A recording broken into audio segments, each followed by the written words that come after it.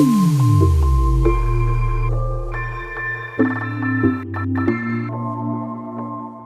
తెలంగాణ ప్రభుత్వం విడుదల చేసిన ప్రజాపాలన దరఖాస్తు అప్లికేషన్ ఫారం. కాంగ్రెస్ ప్రభుత్వం అమలు చేస్తున్న 6 గ్యారెంటీల లబ్ధిని పొందేందుకు ఈ అప్లికేషన్ ఫారంలో అడిగిన అన్ని వివరాలను కరెక్ట్గా నింపాల్సి ఉంటుంది. ప్రజాపాలన దరఖాస్తులను ఎలా నింపాలో ఈ వీడియోలో చూద్దాం. ఈ దరఖాస్తు సంఖ్యను ప్రభుత్వం వారు చూసుకుంటారు. మీరు దీంట్లో ఏం రాయకండి. కుటుంబ వివరాల కింద మీరు కొన్ని వివరాలు రాయాల్సి ఉంటుంది. ఇక్కడ మీ పూర్తి పేరు రాయండి. ఇక్కడ ఇంటి యజమాని స్త్రీ అయితే స్త్రీ అని టిక్ చేయండి, పురుషుడైతే పురుషుడి దగ్గర టిక్ చేయండి, ఇతరులైతే ఇతరుల దగ్గర టిక్ చేయండి. మీరు ఏ సామాజిక వర్గానికి చెందినవారో ఇక్కడ టిక్ చేయండి. ఎస్సీ అయితే ఎస్సీ దగ్గర, ఎస్టీ అయితే ఎస్టీ దగ్గర, బీసీ అయితే బీసీ దగ్గర, మైనార్టీ అయితే మైనార్టీ దగ్గర టిక్ చేయండి. ఎస్సీ ఎస్టీ బీసీ మైనార్టీ కాని వారు ఇతరుల దగ్గర టిక్ చేయండి.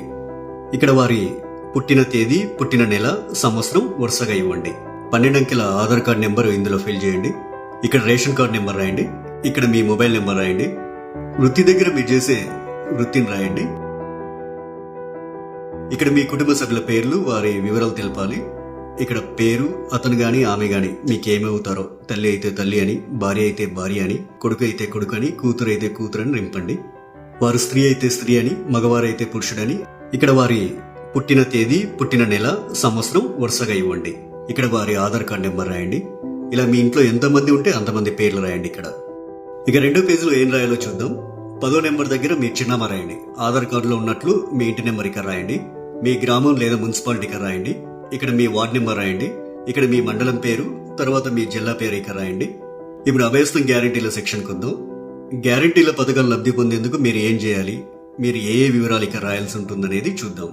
ఇక్కడ కావలసిన పథకాల లబ్ధి కొరకు మీరు టిక్ మార్క్ చేయాల్సి ఉంటుంది. మహాలక్ష్మి పథకంలో భాగంగా ఇక్కడ 2 పథకాలు ఉన్నాయి. మొదటిది ప్రతి నెల 2500 ఆర్థిక సాయం పొందేందుకు ఇక టిక్ మార్క్ పెట్టండి. ఇక రెండోది 500 రూపాయలకు గ్యాస్ సిలిండర్ పొందేందుకు ఇక టిక్ మార్క్ పెట్టండి. 500 రూపాయలకు గ్యాస్ సిలిండర్ కు సంబంధించి మీరు కొన్ని వివరాలు నింపాల్సి ఉంటుంది. మొదట ఇక్కడ మీ గ్యాస్ కనెక్షన్ నెంబర్ రాయండి. ఇక్కడేమో మీకు గ్యాస్ సరఫరా చేస్తున్న కంపెనీ పేరు రాయండి. మీరు సంవత్సరానికి ఎన్ని గ్యాస్ సిలిండర్లు వాడతారో ఆ సంఖ్యని ఇక్కడ రాయండి. రైతు భరోసా పథకం కింద లబ్ధి పొందేందుకు ఇక్కడ కొన్ని వివరాలు ఇవ్వాలి. రైతులు ప్రతి ఏటా ఎకరానికి 15,000 రూపాయలు పొందేందుకు ఇక్కడ వివరాలు ఇవ్వాల్సి ఉంటుంది. మీరు రైతు అయితే ఇక్కడ టిక్ మార్క్ పెట్టండి. ఒకవేళ మీరు కౌలు రైతు అయితే ఇక్కడ టిక్ మార్క్ పెట్టండి. ఇక్కడ మీ పట్టాదారు పుస్తక నెంబర్లు రాయండి. మీరు సాగు చేస్తున్న భూమి వివరాలు అంటే సర్వే నెంబరు, విస్తీర్ణం అలాంటి వివరాలన్నీ ఇక్కడ రాయండి. మీరు వ్యవసాయ కూలీలైతే ఏటా ఇచ్చే 12,000 రూపాయల కోసం ఇక్కడ టిక్ మార్క్ చేయండి. ఇక్కడ మీ ఉపాధి హామీ కార్డు నెంబర్ రాయండి. మరో గ్యారంటీ ఇందిరమ్మ ఇండ్లు పథకం లబ్ధి కొరకు ఇక్కడ కొన్ని వివరాలు ఇవ్వాల్సి ఉంటుంది. ఇల్లు లేని అర్హులైన కుటుంబం వాళ్ళు ఈ వివరాలు ఇవ్వాలి. ఇంటి నిర్మాణం కోసం ఆర్థిక సాయం పొందేందుకు ఇక టిక్ మార్క్ చేయండి.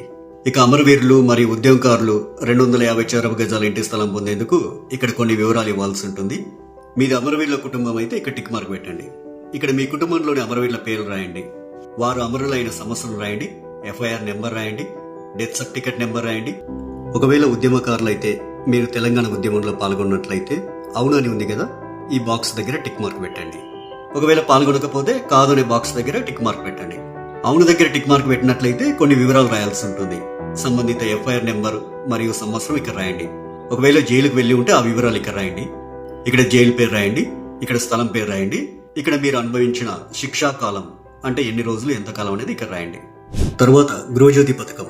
గృహజ్యోతి పథకం కింద ప్రతి కుటుంబానికి 200 యూనిట్ల కరెంటు ఫ్రీగా ఇస్తుంది కాంగ్రెస్ ప్రభుత్వం. ప్రతి నెల దాదాపు మీరు ఎన్ని యూనిట్ల కరెంటు వాడతారో ఆ వివరాలు ఇక్కడ ఇవ్వాల్సి ఉంటుంది. 100 యూనిట్ల వరకు వినియోగిస్తే ఇక్కడ టిక్ చేయండి. 100 నుండి 200 యూనిట్ల వరకు వినియోగిస్తే ఇక్కడ టిక్ మార్క్ చేయండి. 200 యూనిట్ల కంటే ఎక్కువగా ఉపయోగిస్తే ఇక్కడ టిక్ చేయండి.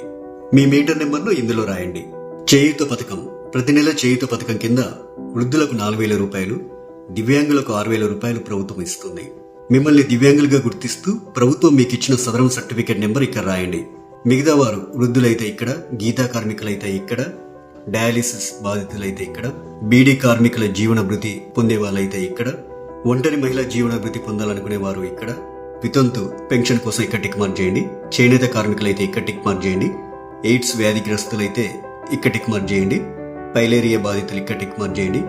బీడీ టేకేదర్ జీవన భృతి వాళ్ళు ఇక్కడ టిక్ మార్క్ చేయండి. ఈ అప్లికేషన్ ఫామ్ కు మీ ఆధార్ కార్డ్ జిరాక్స్, తెల్ల రేషన్ కార్డ్ జిరాక్స్ కాపీని జత చేయాల్సి ఉంటుంది. ఇక్కడ మీ సంతకం, ఇక్కడ మీరు అప్లికేషన్ ఇచ్చిన తేదీ రాయండి.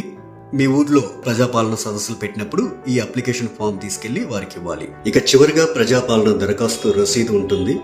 ఇందులో మీ నుంచి దరఖాస్తు తీసుకునే అధికారి కొన్ని వివరాలు రాసిస్తారు. ఈ రసీదులో అధికారి దరఖాస్తు సంఖ్య రాస్తారు. అభయస్వం గ్యారెంటీలకు సంబంధించి టిక్ మార్క్ చేస్తారు. తదితర వివరాలన్నీ కూడా రాస్తారు. చివరగా అధికారి తన సంతకం చేసి మీకు రసీదునిస్తారు.